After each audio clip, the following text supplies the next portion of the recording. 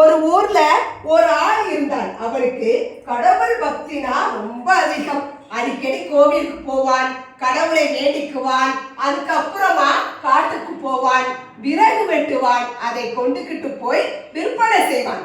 ஓரளவுக்கு வருமானம் வந்தது. அதை வச்சுக்கிட்டு நிம்மதியாக வாழ்க்கை நடத்திக்கிட்டு இருந்தான்.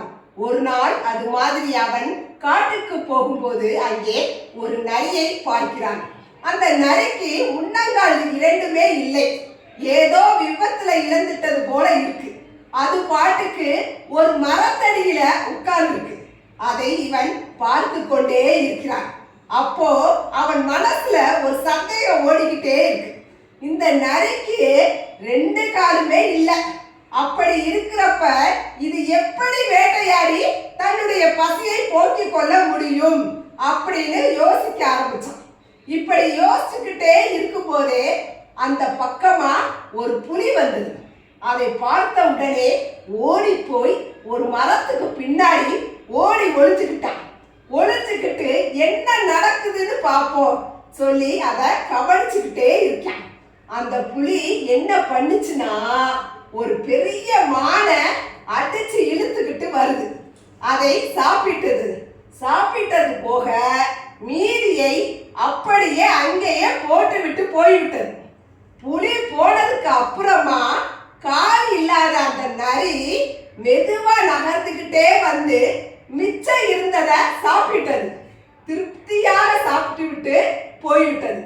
இவ்வளவையும் மரத்துக்கு பின்னாடி நின்று அந்த ஆள் கவனிச்சுக்கிட்டே இருக்கான். இப்ப அவன் யோசிக்க ஆரம்பிக்கிறான். ரெண்டு காலம் இல்லாத ஒரு வயசான நரிக்கே ஆண்டவன் சாப்பாடு போடுறான். அப்படி இருக்கிறப்ப தினமும் கோயிலுக்கு போய் சாமி கும்பிடுற நமக்கு சாப்பாடு போடாம விட்டுருவானா? நமக்கு கடவுள் பக்தி வேற அதிகம். நாம அதுக்கு எதுக்காக அனாவசியமாக வெயிலையும் மழையும் கஷ்டப்படணும்? ஏன் அனாவசியமா நம்ம கஷ்டப்படணும்னு எதுக்காக வேர்வை சிந்தி விறகு வெட்டணும்? இப்படி யோசிச்சுக்கிட்டே இருக்கான். அதுக்கப்புறமா அவன் காட்டுக்கு போறதே இல்லை. கோடாரியை தூக்கி எரிஞ்சான். பேசாம ஒரு மூலையில உட்கார்ந்துட்டான். அப்பப்ப கோவிலுக்கு மட்டும் போயிட்டு வருவான். கடவுள் நம்மை காப்பாற்றுவார், அவர் நமக்கு வேண்டிய சாப்பாட்டை கொடுப்பார் அப்படின்னு நம்பினான். கண்ணை மூடிக்கிட்டு கோயில் மண்டபத்திலேயே ஒரு தூண்ல சாஞ்சு உட்கார்ந்துட்டான்.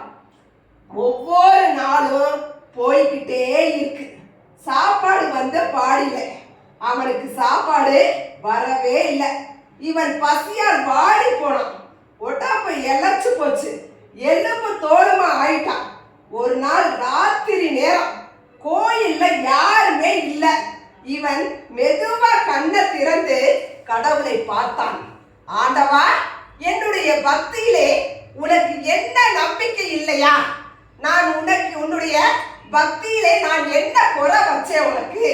நான் இப்படியே பட்டினி கிடந்து சாக வேண்டியதுதானா? காட்டுல அந்த நரிக்கு புலி மூலமா சாப்பாடு போட்டையே, அந்த நரிக்கு மட்டும் புலி மூலமா நீ சாப்பாடு போட்டியே, அதை பார்த்துட்டு தானே நான் இங்க வந்தேன். என்ன இப்படி தவிக்க விட்டுட்டியே, இது உனக்கு நியாயமான்னு கேட்டான். இப்போ கடவுள் மெதுவா கண்ணை திறந்து சொன்னார், முட்டாளே, நீ பாடம் கற்றுக்கொள்ள வேண்டியது நரிக்கிட்ட இருந்து இல்ல, புலிக்கிட்ட இருந்து அப்படின்னாராம். ஆக நாம் எப்பவுமே நமக்கு உழைப்பு தான் நம்மளுக்கு உயர்வை என்றுமே தரும்.